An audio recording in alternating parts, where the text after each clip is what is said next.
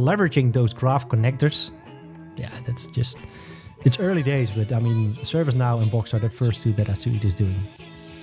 How they can come up as a better or stronger and more competitive remoting stack in the future, and not only operating at this niche market. Will probably align to Microsoft's Linux distribution.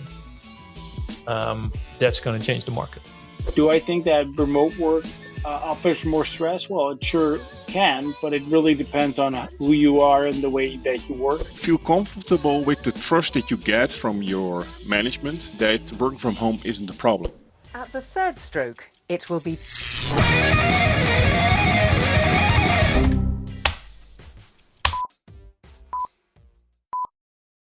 Hello, beautiful people, and welcome to the August edition of the EUCdigest ThrowDown. The summer is nearly over. I hope you all had time to spend with your family and your loved ones and re-energize.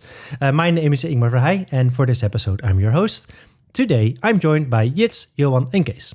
Just like previous episode, we've opened up a Clubhouse voice room where everyone is free to drop in, join us live while we record, and you'll have the opportunity to participate and share your thoughts, ideas, opinions. Just let us know what you think. This episode will be available as a podcast on your favorite podcast player, but also on our YouTube channel. This month, the video, it wouldn't be more static. There's the notes from previous month. It will be on YouTube again, so subscribe to the YouTube channel. Now, before we start with the first topic of today, let us highlight our sponsor, Liquidware. Liquidware provides adaptive workspace management solutions for all Windows desktops. The company products encompass all facets of management to ensure the ultimate user experience across all workspaces, physical, virtual, DaaS, or in the cloud. Thank you, Johan, and thank you, Liquidware, for your continued support, which gives us the opportunity to create another season of EUC content. Guys, it's great seeing you all again in even better quality than before. Johan, I see you haven't escaped from the rabbit hole and invested in a new camera for your man cave. What happened? Yeah. The honest answer is that the royalties, the first royalties of the new book came in, and I thought it would be a really good idea to treat myself.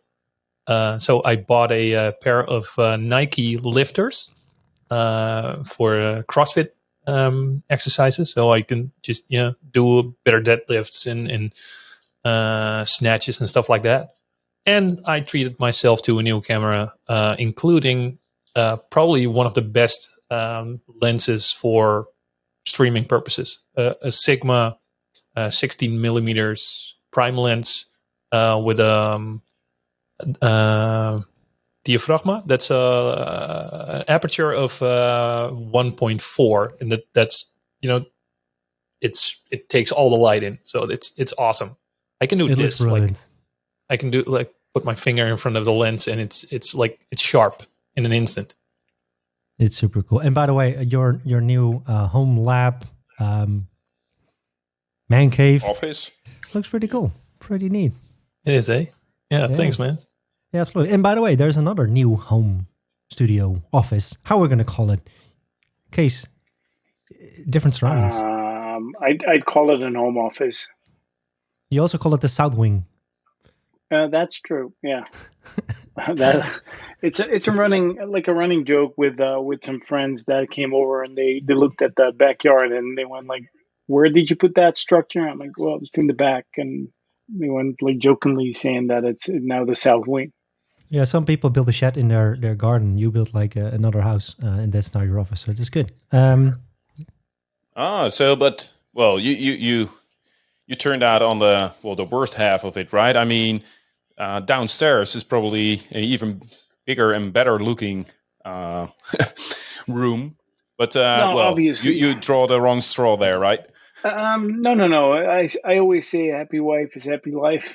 To be completely honest and transparent, we built this structure to facilitate my wife's new job as a baby photographer, which means that she can invite people over and kind of do the lighting and have everything as perfect as possible.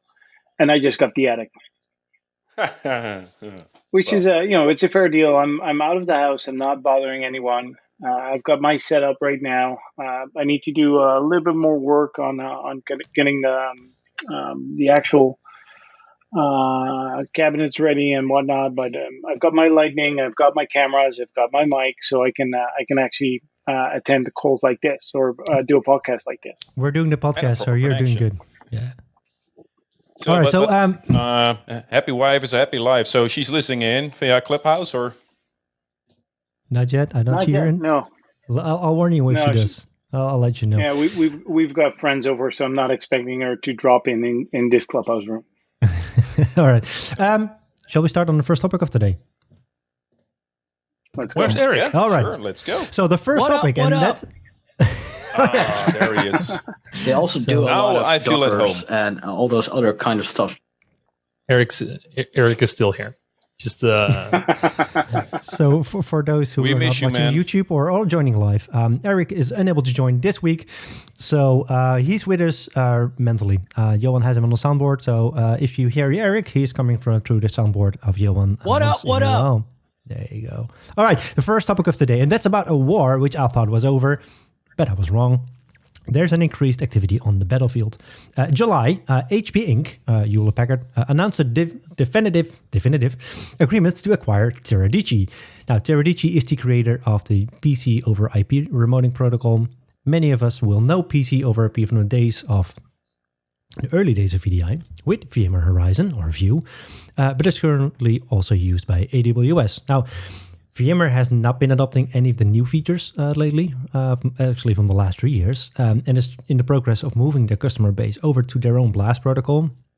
And AWS, they have been a loyal Teradici customer until 1 year ago when they announced their workspace streaming protocol, which is set up to replace PC over IP entirely. Now, HP already developed their own remoting solution, which many of us will know by the name of HP RGS, and nowadays it's called Z Central Remote Boost, or Z Central, Z or Z, it depends on where you are, how we can pronounce the Z or Z. It's a secure remoting protocol to access both physical as well as virtualized workstations. Now, Teradici will bring a complementary set of capabilities that are focused on cloud PCs and virtual workstations. No financial terms on the transaction were disclosed, but I mean, with their two largest customers, AWS and VMware, moving away from Teradici, this kind of looks to be a fire sale. Now, yet you are involved in quite some graphic intense projects and probably have seen most of HP RGS, Teradici, and all the other remoting protocols. What are your thoughts on this move? Yeah, well, to be honest, I was kind of surprised, or at least it is an interesting acquisition, to be honest. And as you mentioned, of course, we all in the end user community or end user computing community space, we all working with a lot of like remoting stacks, maybe RDP or Citrix, HCX, ICA, Blast Extreme, or whatnot. And what I find interesting, I mean, the most popular remoting stacks are still today from Citrix and VMware, right? So, and HP RGS or Remote Boost, that it's called today. What I see is they operate in like this niche market, and especially like in media and entertainment and oil and gas or energy. It leads they're in these verticals where these remoting stacks come across or where they're being used. And the interesting part, especially like in a lot of oil and gas companies, they are using like Citrix or VMware for their typical knowledge worker workloads. And for example, for seismologic analysis, they're using RGS or Remote Boost. And the same applies to media and entertainment, where Teradici is pretty strong. So I'm curious about how these two complementary remoting stacks will fit together, and if they will kind of fit together, or what the future plans are. Not much information is being disclosed around that. Both products will be available, but how they can come up as a better or stronger and more competitive remoting stack in the future, and not only operating at this niche market. That's something interesting to see how that one plays out. I'm wondering if they, like, HPE does a lot of work with Moonshot, and they do a lot of like physical remoting. I'm wondering if this is going to be like their main connection protocol, remoting protocol for like the physical remoting use cases. Yeah, because that was a question that I was about to ask to Jits as well. I mean, having a remoting protocol is one, but obviously you need something to broker the connection as well. And given the fact that we see at least I see a majority of customers moving towards more common off-the-shelf products, like you mentioned from Citrix and VMware. I wonder how, besides the question that Johan was proposing, which I think is a fair one, I wonder how HP will position that, given the fact that they don't really have a brokering solution. I think with HP there is some sort of at least a management backplane where you can provide access to different, both physical as well as, and they both started initially with basically remoting into physical workstations. And these days it doesn't really matter whether it's a physical or a virtual workstation, whether it's with a GPU accelerated or not, but usually it always is. They both support the NVIDIA vGPU technology, or GRID as it was called in the old days. But I think for these use cases, as I just mentioned, in media and entertainment and oil and gas, or at least these are the two verticals that I see these protocols being used. That they're usually they have like a full stack, or it's not like they're designers or the architects of these environments. They really build like something with a lot of components and trying to move away from off-the-shelf products. So usually they tie it all together. So there is a huge cultural fit there to use different components in order to provide access to different workstations. And it's most of the days it's always a one-to-one scenario. So it's all stateless virtual machines. They're kept up and running for sometimes months, because it takes almost a day or 2 days to set up a virtual machine in order to be for someone to do the analysis on a good way. So I don't see whether that's going to be a big issue. But again, it's really a niche play, and usually also with a different pricing attached to that as well. All right, interesting move. I mean, interesting to keep a close eye on this. I kind of expected Microsoft to be part of the bid as well. I mean, RDS it's not a bad protocol, and it is improved a lot over the years. But I would say the Teradici, especially in the early days, were just super good. Well, given the potential use cases of PC over IP, and especially if you combine it with HPE's current protocol, I don't think that RDS would cut that, right? So I don't think that the way that PC over IP is designed would at first easily integrate with something like RDS. And secondly, if you look at the niche market that Jits just described, it's just not, RDS is just not very common there, I guess. No, I mean, not. but and the reason why these PC over IP from Teradici or Remote Boost from HP is being used, at least in conversation with customers, I'm always wondering why is it that they're not using like the more commonly used protocols that we just mentioned, right? And they always tell me, we did a lot of tests, we did a lot of pilots, testing various protocols, but Remote Boost and Teradici, from especially in the media and entertainment, those are the only remoting stacks or protocols that really deliver up to the expectation of, for example, a visual effects artist in the M&E space. They simply they're not happy enough with the standard offerings. And I think we also touched on this point with Michelle Brenner from Netflix, right? And she also mentioned to us that I think they were using the nice DCV remoting stack. But for some use cases, they use different remoting protocols as well. So I'm not sure whether we are at liberty to share which one it was, but it's not the commonly used. So and again, in the oil and gas, I've seen customers testing with the more commonly used protocols, And basically, these protocols were not able to deliver the same experience as RGS was capable of delivering. So also feature-wise, right? I remember being one of those oil and gas customers who was using RGS, and they were like sharing the same session in a 3D graphic intense setup, and that simply didn't work with an HDX or a Blast or whatever, because it's just different settings, different use modes. And I mean, the reason I mentioned Microsoft is obviously CloudPC.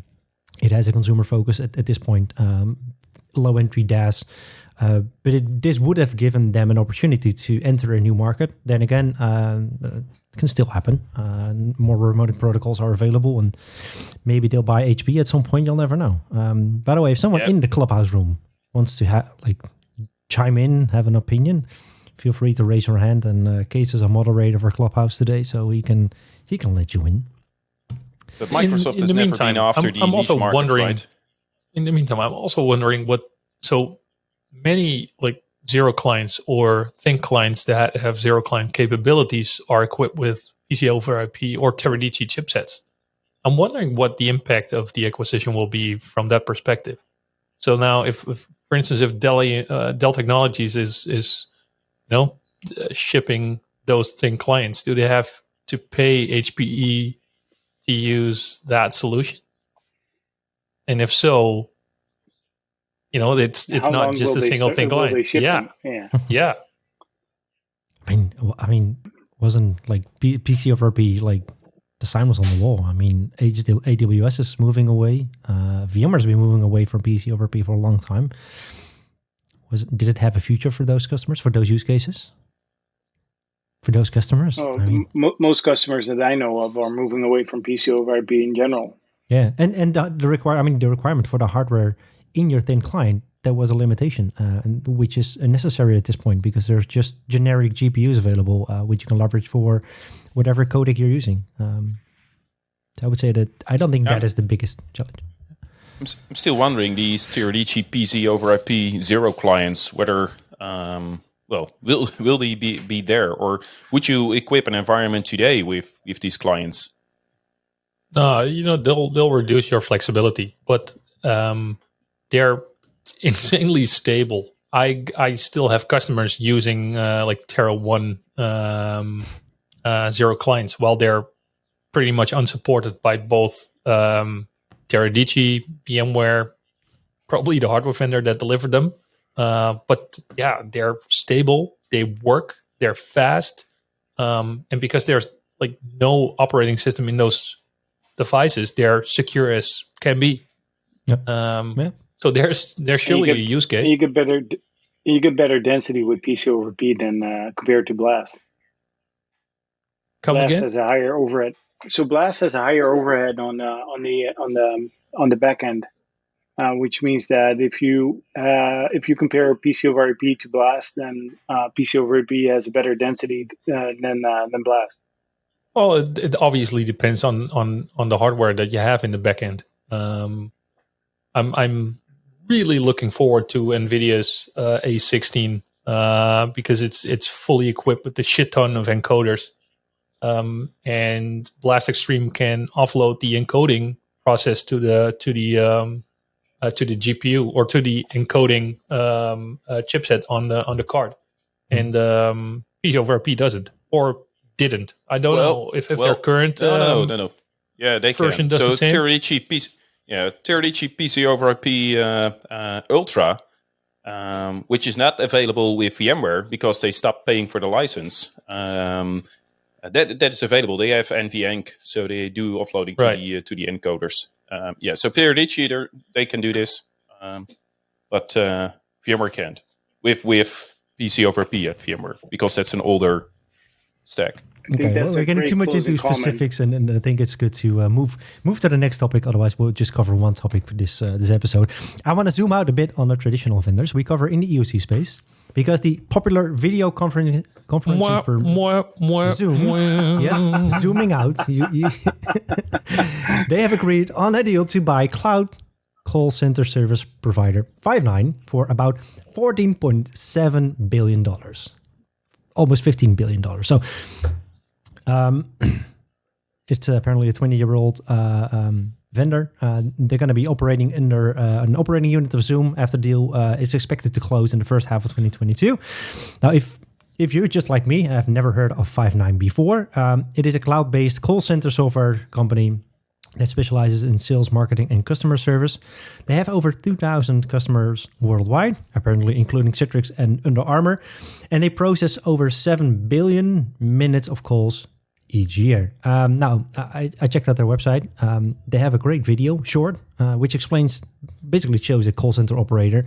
She's working from home. She receives a call and can immediately identify the caller that he asked a question via a chatbot before, and can inform the customer that a technician is already dispatched to address the issue. Now, I think this is freaking cool. I wish I had a similar experience when I call a service desk. But the acquisition of Zoom kind of surprised me at first, until I started looking deeper into what Zoom actually offers, because I only know them from the web conferencing tool that I've been using. Now, Kees, since you submitted this topic, what are your thoughts on this specific acquisition? And please zoom a little bit in if you want to. Oh, here you go. Oh, that's out. Let's zoom in. So for the listeners, Kees has a nice AI-driven webcam that if he does the L word on his with his fingers, it zooms in. Yeah, if he does like the loser sign, the loser sign, yeah.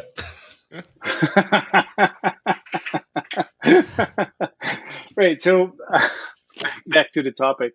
So the reason why I submitted this is that I think like when I was reading the article, I thought it was interesting to see kind of a shift of Zoom moving into a data center hosting services provider like operation.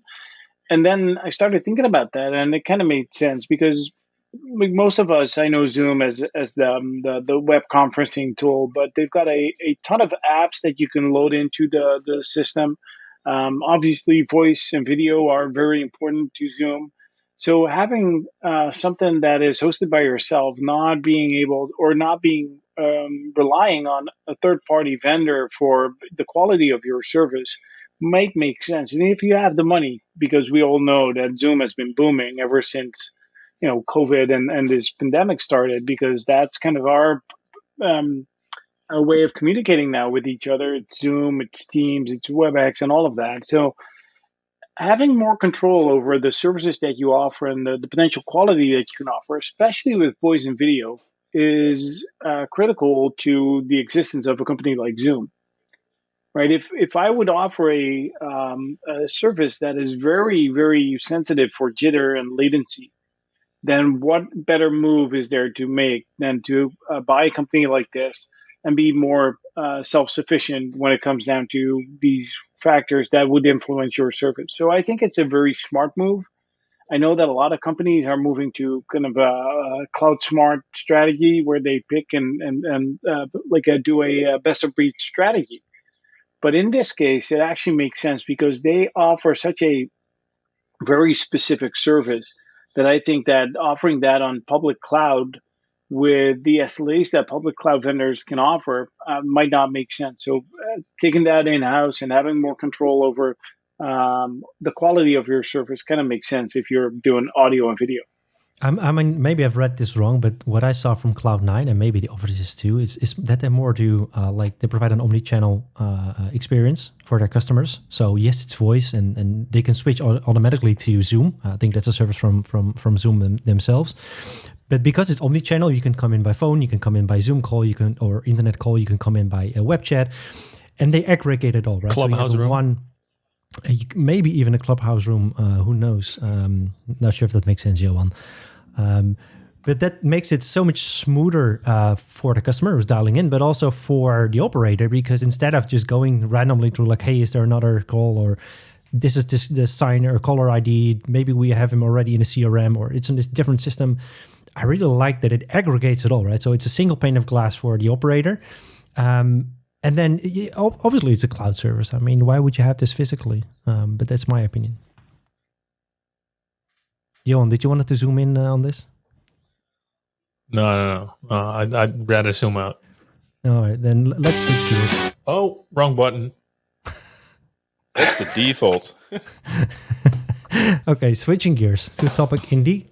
content collaboration space. Box, a leader in the content collaboration space, has made a new connector available for Microsoft Graph. Now, Box is one of the first vendors, together with ServiceNow, that I've seen leveraging the new Graph connector capability. I think it was announced at Ignite 2019, if I'm not mistaken. I think it was the last Ignite that I've been in person. And according to Box, this integration provides joint customers with a streamlined, interoperable experience between the two platforms. What the connector essentially does is surfacing Box content across the Microsoft ecosystem. So that's Office 365, Office Online Search, SharePoint, whatever. So it's easier for those joint customers to find and explore content. And it's, well, probably it's going to reduce friction, or that's the plan. But think about the possibilities here. If you want to find a resource, whatever that may be, you use Microsoft Search. If you want to know everything about a certain topic, but you don't know the file name or even where it's located, you use Viva Topics. And I think that's pretty cool because so far, Microsoft solutions like Search and Viva Topics, it's all dependent on, it has to live in the Microsoft ecosystem, the Office 365 or even the Microsoft 365 ecosystem. With those connectors, which Box is now leveraging, you can find and use resources, files, or other forms of insights throughout the Microsoft Graph system. But with Microsoft Graph, is Microsoft building Skynet? And, you know, is Box one of the Terminators? I mean, I just listened to the podcast with Chris Matthew, who at one point created Skynet.im. Skynet.im it is. But that's kind of what they do with Microsoft Graph. It is, I find it super scary, super smart. But Microsoft Graph is one of those hidden gems of Microsoft, in my humble opinion. So the one thing, so I like everything you just said. The one thing that kind of struck me is that you say, if you want to find a resource, whatever it might be, you use Microsoft Search. I'm not sure how that works. I didn't say Bing. I didn't say Bing. I said Microsoft Search. Yes. But first of all, I'm on a Mac. Yeah. No, I mean. Secondly, whenever I use Windows Search, it just disappoints me. Like, I need to know exactly where the file is. Otherwise, Windows Search, it's not working for me. And I think everyone has the same experience. And there are so many searches, right? So in your Explorer, you have a search. I'm using MacFinder. There's a search. I think what Microsoft is trying to do, and is slowly getting there with Microsoft Search, is by getting Microsoft Search embedded into Windows 10 and 11 and up, right? So that search bar is now instead of just a local search, it is powered by, well, the cloud-based version. It is inside Office. It's inside Microsoft Edge. So the one search engine, Microsoft Search, and I think it's also getting content from Bing. So far, that has disappointed me massively, but I mean, I know I'm not alone here. Microsoft Search, I mean, search is just one thing, but Viva Topics used to be known as Project Cortex. For one, I thought it was super, super useful and cool as well, because it's like a mind map, but based on topics and content. So when you search EUCdigest, it doesn't just search for like, hey, this is the file. No, it's a certain topic or an area, and maybe there's a Wikipedia article, maybe there's a hit on Google, maybe there's something else. It maps all content. You don't have to know that it's on SharePoint. You don't have to know where the data is. Maybe it's on ServiceNow. Maybe it's in Workday. So I think that's cool. And I think leveraging those graph connectors, yeah, that's just, it's early days. But I mean, ServiceNow and Box are the first two that Suite is doing. Case was just performing a analog search, right? Looking out of the window, but. No, but maybe. Yeah, sorry if I'm a little bit distracted here. But when we started with Box, and I know that Box and Microsoft they have offerings together for quite some time already. And we started off this podcast with the acquisition of Teradici by HP Inc. Why doesn't Microsoft just? Okay, a lot of echo. Clubhouse. Thanks, Case. No, but why don't they Microsoft acquire Box, or there's no need, or just to pick your brain on that? I would say there's no need. It's the same reason why Microsoft is not going to buy Citrix. I mean, Microsoft has a very robust content collaboration platform and content services platform, which is, I mean, that's based on SharePoint and the Cortex and all that. Microsoft doesn't need Box. It's quite simple. I mean, Box is doing pretty well. I would say pretty well, because if you look at the activist investor starboard, which just came in like 2 years ago, there's a huge fight there. They're not doing bad or wrong. I mean, I think it's a great solution. But Microsoft here is to disrupt every market, including content.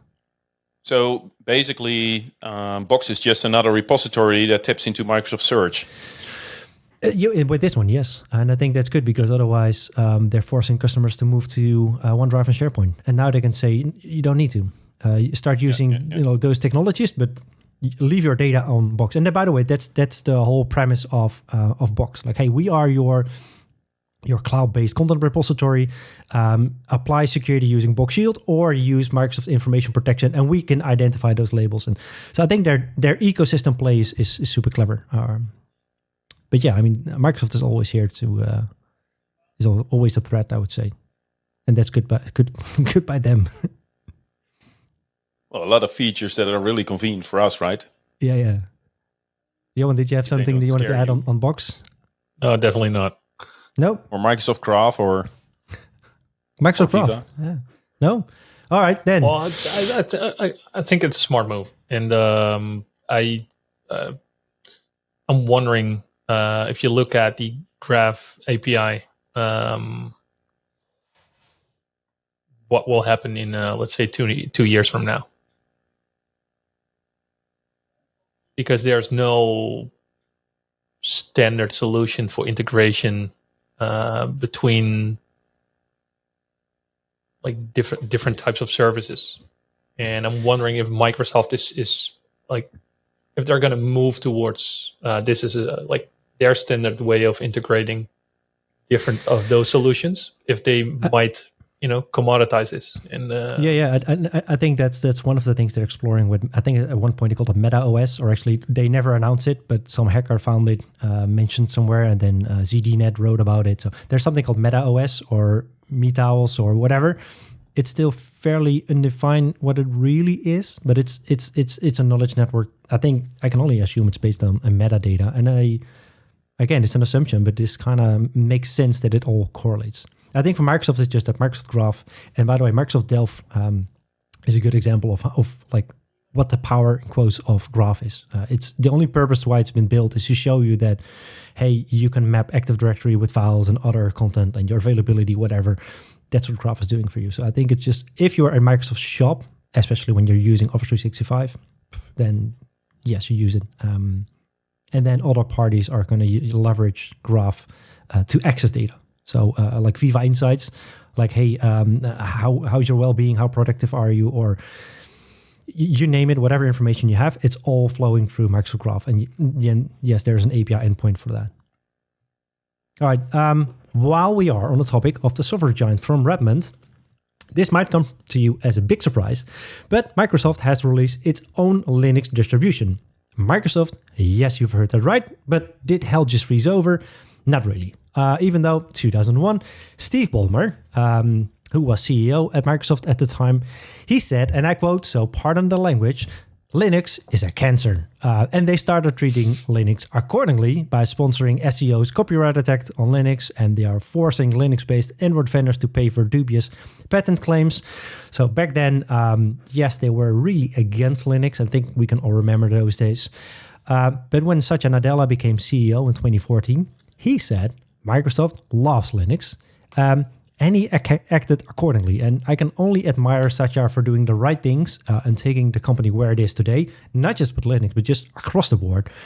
And back to the topic of today. I mean, Microsoft developed their own Linux distro. It's called CBL Mariner, and it's released under the open source MIT license. And Microsoft says that CBL Mariner is an internal Linux distribution for Microsoft Cloud infrastructure and their edge products and services. But earlier this month, a Microsoft engineer, he published an easy-to-follow guide to install the distribution. Now imagine that you are a Microsoft shop and you need a Linux machine. And we all know that happens once in a while. It's not all Windows.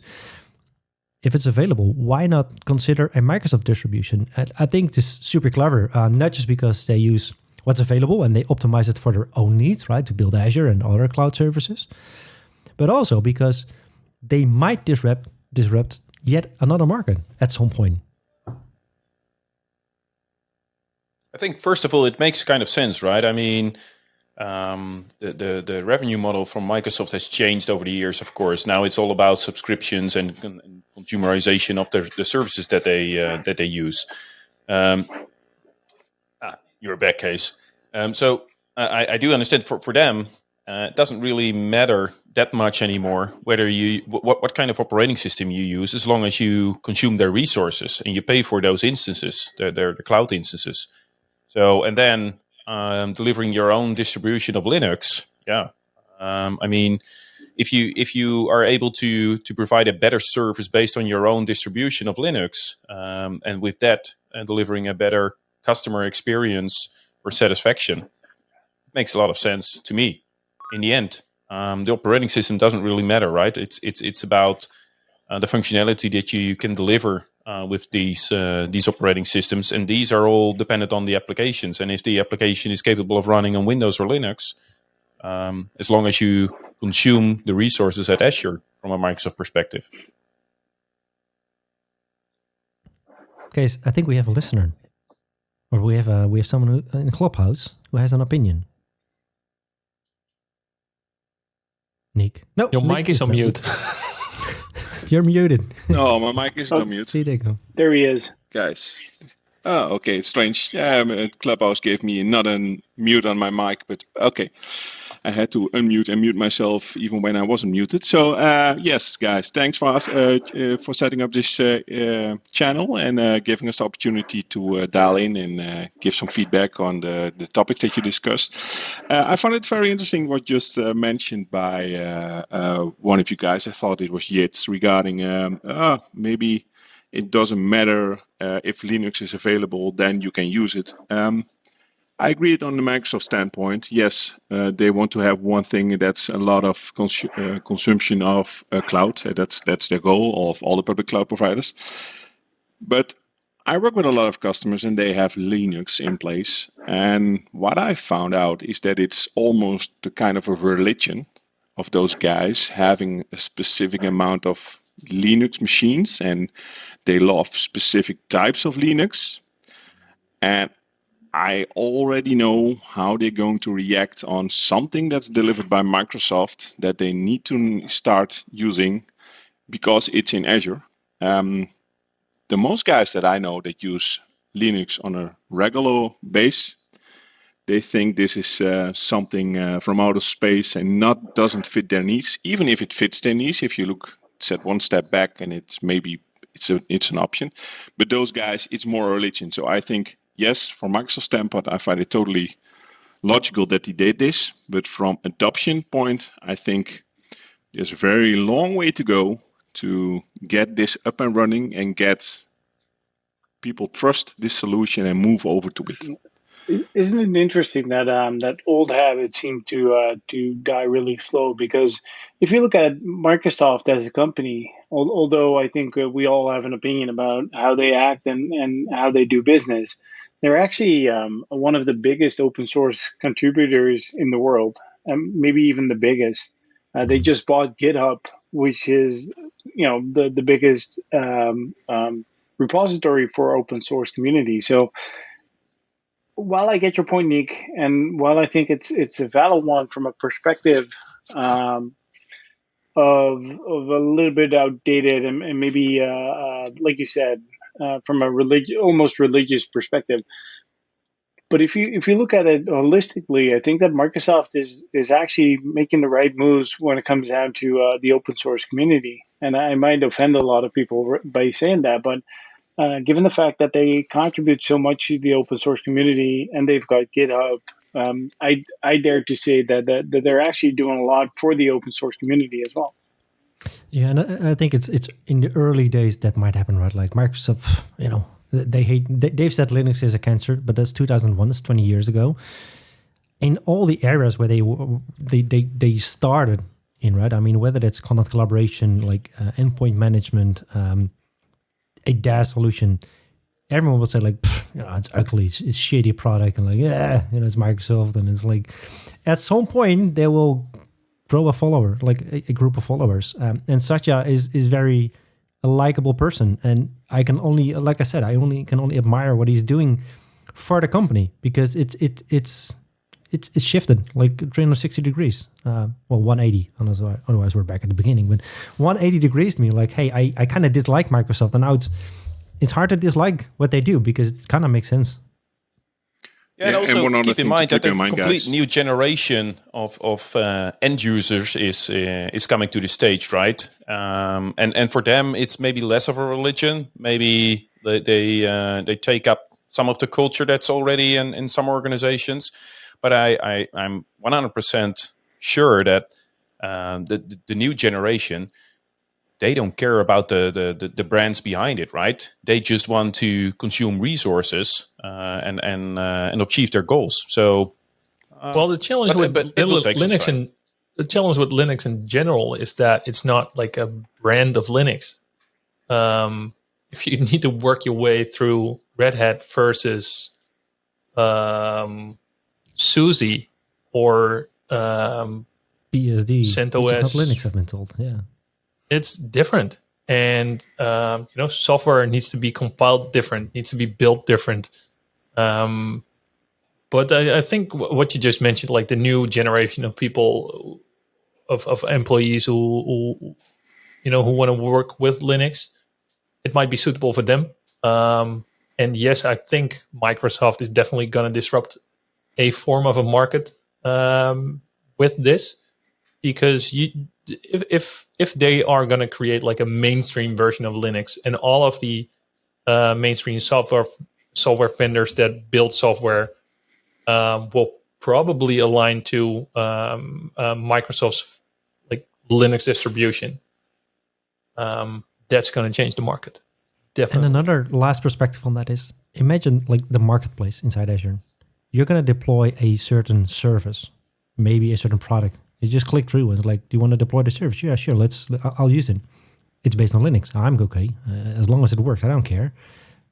But what's the distribution that's being used? At some point, like they're already CBL Mariner is going to be the de facto standard. Or not. I mean, this is all speculating, and maybe it's really just for internal Microsoft services. But good catch, Case. You saw it. One of I think the big challenge is going to be the application compatibility. How quick are vendors moving over to support OS that's built from Microsoft based on Linux, or Linux OS built by Microsoft? And yeah, we saw in the past that they tried something with Microsoft Phone, and it was not that good, not that bad, but in the end it died because they didn't have any application that landed on it and functioned right. Mm-hmm. And just what was mentioned regarding all the different kinds of applications, I see it still out there already for ages, that there's quite a lot of application stack that only support specific type of Linux versions. And so I think that's going to be the big challenge for Microsoft, get application vendors support their OS. And if they do that, then I agree with you guys. It's looking to be maybe can be a disruptor for the nearby future. Depends on how here's the thought. Their distribution what is. If Microsoft will adapt or adopt, will add endpoint manager support for their Linux distribution? Yep. Then suddenly it'll become a lot easier for admins to manage those Linux endpoints as well. And make it available for 10 clients as a de facto OS. Just saying something. Yeah. Okay, let's... do we want to cover Linux any longer? Starts itching. I'm not a big fan of Linux. Oh, I love the Linux. only thing I just wanted to say is that wouldn't it make more sense for Microsoft to offer this as a virtualized host on what Windows 10 can do right now? No, not on CloudPC, you dick. Jeez. Someone said CloudPC. It was your no, but on Windows 10 you can have virtualized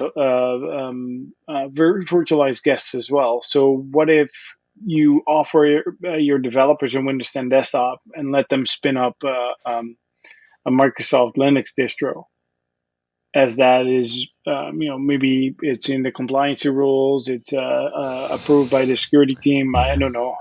Find a reason to do that, but that might be one of the main kind of purposes of Microsoft doing this, is that way you can actually slowly integrate with the community and make people familiar with the operating system you're building. Yeah. And let them build apps on it, let them build services on top of it. And with that, like they did with the mainstream consumer, here's a Windows PC, go and check it out, see if you like it, and then kind of enter the enterprise with the influence of the consumer PC that you've done before. Yeah. And then easy to transition into a container, or? Yep. Yeah.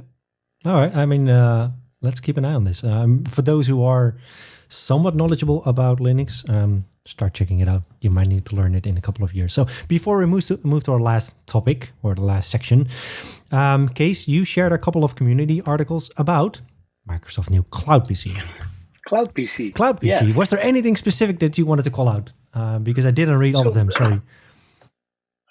So the first thing that I really liked is that Rory's blog on the rise of the CloudPC, or the vision of delivering CloudPC. I think that was really interesting because he pulls in a lot of detailed information from others as well, like the cheat sheet from Bas van Kaam from Nerdio. And that kind of helped me putting things in perspective, and also the blog from Claudio. As we know, Claudio is being in his typical self. Very subtle. But he calls out exactly. But he calls out a few very distinct differences between what CloudPC is and what AVD is, and I think that helps a lot in putting CloudPC in the right perspective in terms of the offering that it is and what it can and cannot do. For instance, one of the key items that I just discovered by reading that article is that with CloudPC, the Azure AD directory services is an option where you could use a native Azure AD join on CloudPC. So that's a cost perspective that makes a massive difference. And there's much more like that. Like on CloudPC, you would use Microsoft Endpoint Manager, but if you use the business version, you don't have to do that anymore. So that's taken care of by Microsoft. And all of those nuances, to me, are helpful to actually understand the positioning between CloudPC and AVD. So that's the reason why I called them out, because at the start we were guessing around positioning. We were guessing about what it actually does, what it actually will deliver. And I think the added value of the blog from Rory and Claudio actually helped me understand what the positioning would look like from Microsoft towards CloudPC. Yeah. Good call out. I mean, do you still think it's useless? Like CloudPC? Yes. Yeah. Okay. No, I think it has a purpose, but only if you're like a very small shop, if you don't have anything, if you're greenfield, if you're looking for something quick and dirty, then a CloudPC could be a use case. Because it's simple, right? You just swap your credit card, you get a desktop, that's what it is. If that's all you need, then you're good to go. Yeah. And if you're integrating into the Microsoft suite in terms of Microsoft 365 and whatnot, then this is a perfect service for you. I think there's a lot. You still have to manually install it. Use cases. Yeah, but I mean, what if your main desktop is a Linux machine? What if your main desktop is a Mac and you need a Windows? I don't have a Windows machine running here. All I need is just a simple machine. I just get a Cloud PC, business PC, whatever. I don't need to manage it. I can install it myself. I think there are tons of use cases. And by the way, this is like day one, right? Or I don't know, day how many. So it's today. Like, what about a year from here or 2 years from here? There's so much potential with CloudPC, probably. And it's just a different proposition. So thank you, Kees, for calling out the community blog articles from Rory and Claudio. On to, or unless, Johan, you had something to contribute to CloudPC, or it's something sort of... No, but at least I think we need to... we can share those blog posts, right? I mean, blog.wtslabs.com. At least that's from Claudio. Yeah.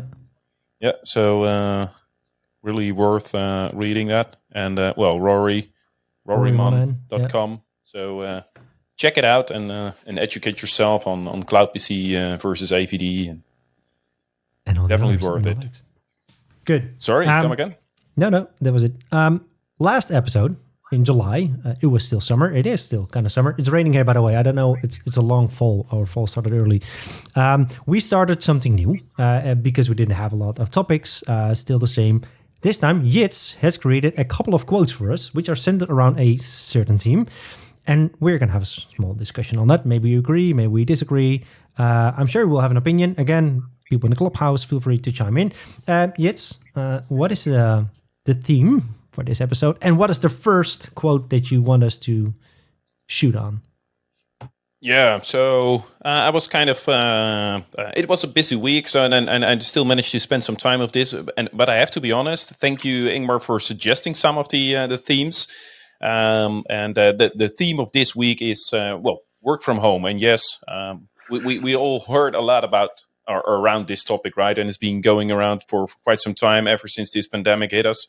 And, I think most of us at the EUCdigest, we are used to working from home, even before this pandemic, or at the new attic. I mean, Case even he built a complete new his second house. Home. Yeah, exactly. So around this topic, I prepared a couple of statements or discussion topics. And first of all, I want to call out that these do not reflect my personal opinion, right? These are just discussion pointers. Yeah. I can see you nodding, Ingmar, but no. But in the context around work from home, and also, it is important to understand, of course, this is the end user computing focused podcast. So work from home has a different perspective, of course, when you're a bricklayer in a construction yard, right? So keep that in mind. Let's get over to the first topic. So there's more work-related stress experienced with this 100% work from home scenario. The line between work and home is very blurry, and in general, employees leave work with a lot of tension at the office, maybe, and they come home to relax. But this is all different now, right? So. One of the first discussion pointers is there's more fatigue, more risk of having burnouts, but a lot more stress is being experienced by people. What is your take on that? I can see you thinking, Case.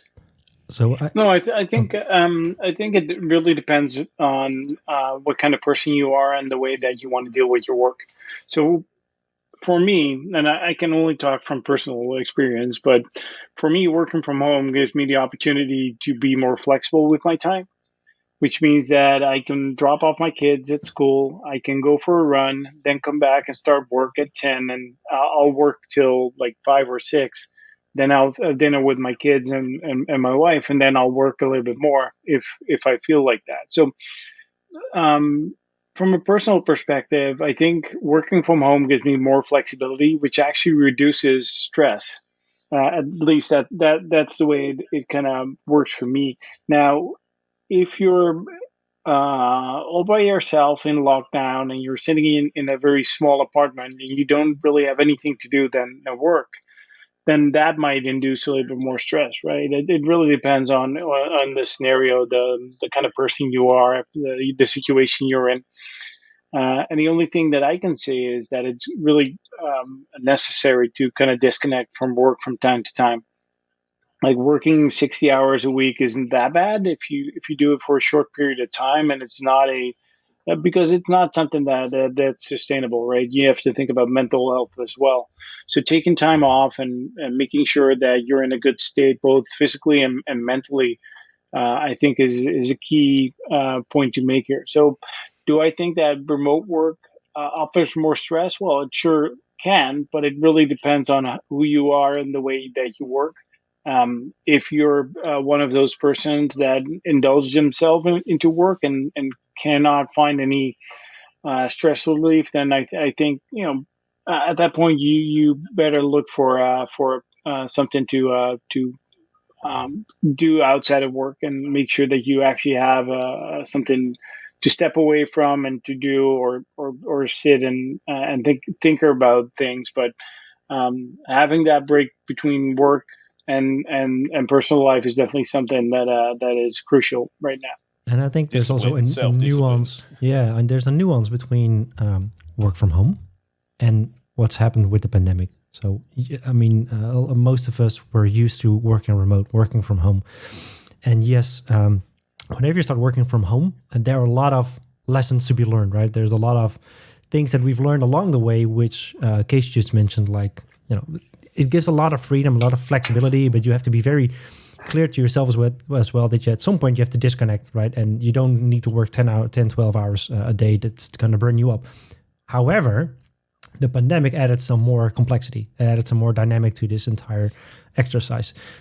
And I'm not sure if it's really up to the person because it can happen in the sense that I like it to go. I liked going into the office like once or twice in a month, just seeing my coworkers and also just having a chit chat on what's happening and soundboarding with people on what is happening or certain approaches. Now, because of the pandemic, and I mean, some areas are opening up, some people are going to the office again. So I think that's helping. I think the pandemic have caused a lot of anxiety and problems with mental health. And that's not just because of the remote work, but there's way much more complexity added to that. So yes, for sure, I think working remote can add anxiety and challenges with mental health. There are a lot of best practices and tips and things you need to keep revisiting, by the way, by yourself as well. That's actually, I just started reading the Pomodoro technique again. I just enforced myself on working more structured and more focused. But the pandemic added a lot more complexity. So at least that's my take. Well, yeah, and let me add one thing is that I never thought like 2 years ago that I would probably invest in a proper home office that's situated away from the living area in my home. What I did different, next week, if all goes well, or at the next episode of the Throwdown, my son is born, and I was working in the nursery before. So my old man cave became the nursery, and when rebuilding the attic, we did that intentionally just for 2 really good home offices, since my wife is also permanently working from home as well. And but I think now in a really convenient home office, you probably do your work differently. I scheduled my customer meetings and did specific customer related stuff during those meetings, while scheduling time at the office to meet with colleagues or to discuss certain things. And now I just go to the office once every 2 weeks, plan my meetings with my colleagues then, and do less meetings during the moments I'm working from home, since I can, focus more, get more work done. So there are some benefits from it as well. And like Case mentioned, I go to the gym, to the CrossFit gym on a real regular basis, once every 2 days. And sometimes that's like really early in the morning from 7 to 8. Sometimes it's, at 12 or at like 4 p.m. simply because you can. And that's improving your mental health, right? Really convenient. Yeah. Hey, Case, I just heard a sound from Clubhouse. Adam Matthews. Welcome to the Throwdown. Maybe. Hello. Yes, we can hear you. There we go. Looks like I'm. Hey, Adam, how you doing, man?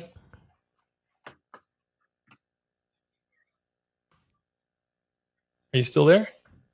Adam, are you here?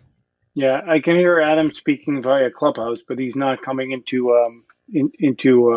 our Riverside. Oh wow! Wait, okay. I'm going to disconnect and connect my. I agree with everything that we've said so far on remote work. It's been something that at VMware I've been doing for a few years now. the difference over the pandemic has been my wife was joined me in our spare room in our office. So there's been that added dynamic of both of us on calls at the same time, and many sort of waving hands to tell each other to be quiet, which is always fun. But I would say, the most important thing is, I think a lot of people who work in that traditional office roles where they were, there was a presence, participation. You had to come in at 9, and anyone who was 9:01 was looked at weird. Leaving at 5 or leaving the latest or being the last one in the office is something that was culturally buried in a lot of organizations up until last year. Yeah. And now companies really can't come back to their employees and say, right, now you all have to come back in and be present again, because you've proved over the past 18 months that business can be done, your functions can be done. And I think in some ways it may have highlighted that some management roles may not actually be needed in some respects. And that's going to be a tricky discussion to have across different businesses. But particularly for my wife and people I know, they were in roles where they had to be in the office beforehand, and they've been let free in some respects. And yes, they still turn up and they're on Teams, and their status flags become kind of that presence monitor. But there is that little bit of extra flexibility around not having to take that 30-minute hour commute in the morning, stuck in traffic, which is usually a nice little barrier between work and home. But if you've been stuck in traffic for an hour, you generally get home frustrated that you're 30-40 minutes later than you should have been. So I think net positive for everybody.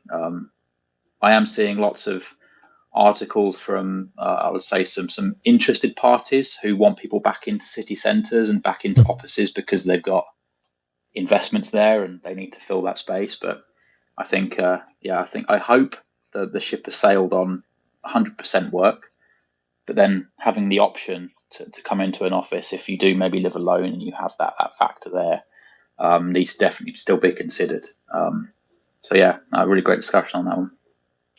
Adam, it's a fair just point. To add to that, we know each other. We actually been in a customer meeting quite recently together, and you cover basically Northern Europe. Now, prior to the pandemic, I can imagine that you probably traveled a lot more, or traveled Certainly, at all, compared to now. Does that mean in that the Swedish office and the Dutch office than at home? So how is that? That's a great question. I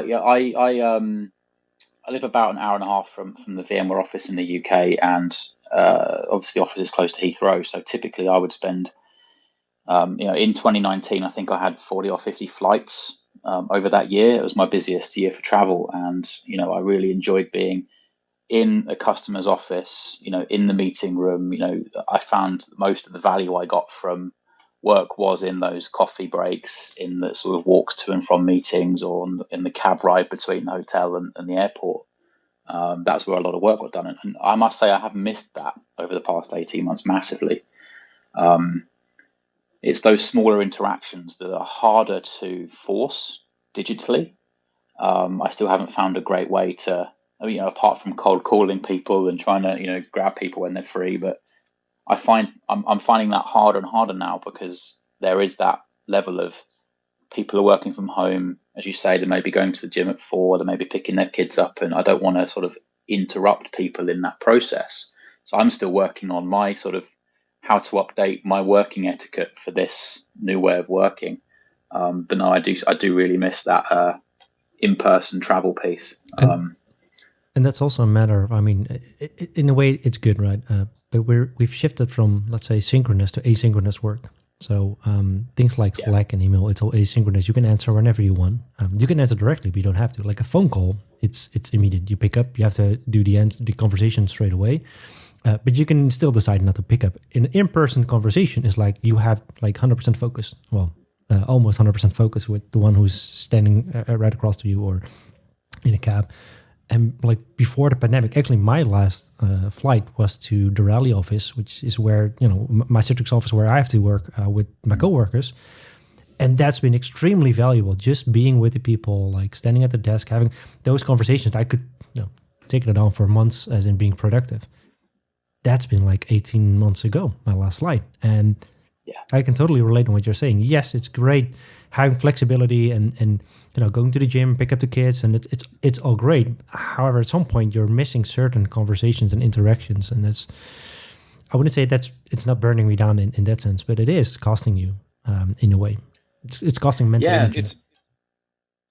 It will be interesting to see how it plays out over time, right? If it all plays out well with all the vaccinations and we finally can tame this beast of COVID, maybe more or less, and we can go to some sort of a new normal. But I think during this pandemic, it's been a great exercise of this work from home concept, and it's proven itself.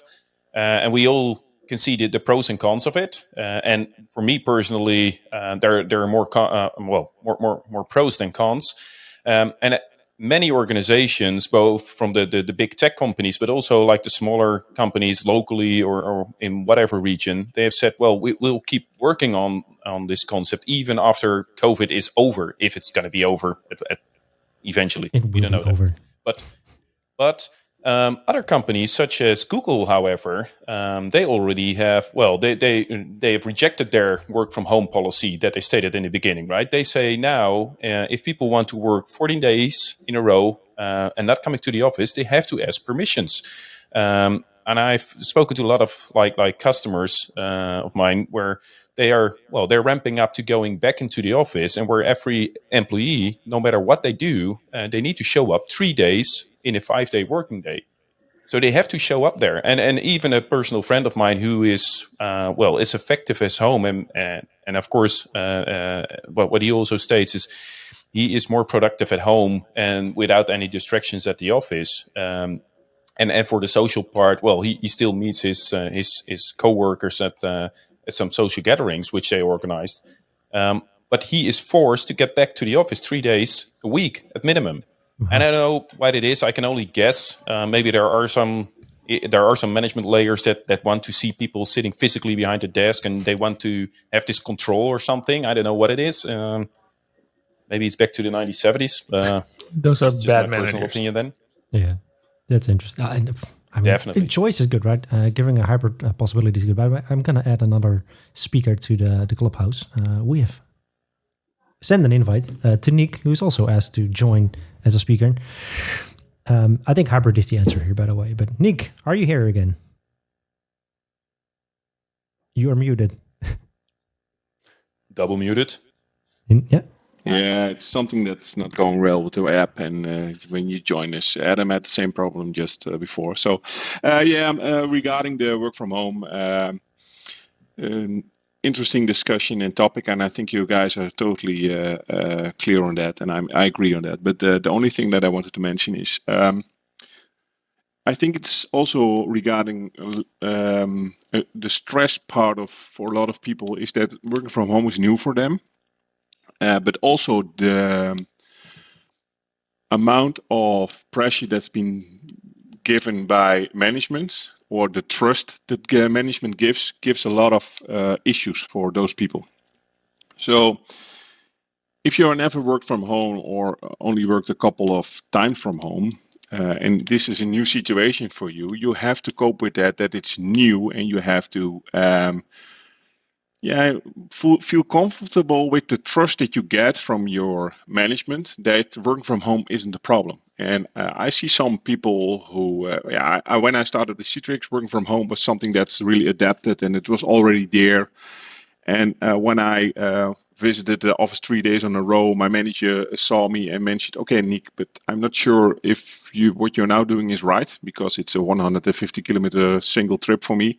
And there was a reason at that moment, because I wanted to learn new people, and I just started the Citrix. But just giving that trust when your management says, "Okay, guys, work from home isn't a problem." I think with lots of companies that working from home is very new, they have a lack of trust, and what you see then is that people work from home and then don't take that couple of minutes or an hour on a day to go to the gym, and they do that even with let's say the out of the normal boundaries of the hours that you work. And I think that's something that some people still need to learn. And when they are getting that trust, they see the benefit of it. And then I think the amount of people that get problems with this kind of issues is going to be less. So I'm hoping with companies moving forward and adopting this in the future for a default solution working from home, that they also give their employees those trust, and that's something that they don't need to forget, because I think those that solves a little bit of the problem with the stress related stuff. Yeah, I think over time that will happen, right? Over time, both the managers and organizations will start learning that trust is necessary and that the trust is okay, right? It's gonna work. Yeah, and the employees has to understand that their trust has been given, and that it's okay not to work from 9 to 5, like at the desk, or even more hours. Just before we wrap up, because we really are at the time, I remember doing a presentation, I think it was E2E and some other locations as well, on remote work before the pandemic hit. And even in that presentation, I shared like, hey, there are so many researchers that show that people who are working from home are more productive than in the office, not just because they're not getting disrupted, but because people think that they have to work, that they have to prove themselves, that they have to work more hours, or be like that grabbing a coffee is a waste of their time, and that they're not being honest with their employees. So it's a mental thing for sure. And I'm sorry, Jits, that this is your only topic that we mentioned, or your only quote for this topic. So maybe next time we'll give you some more time. But we need to wrap up this episode of the EUCdigest ThrowDown.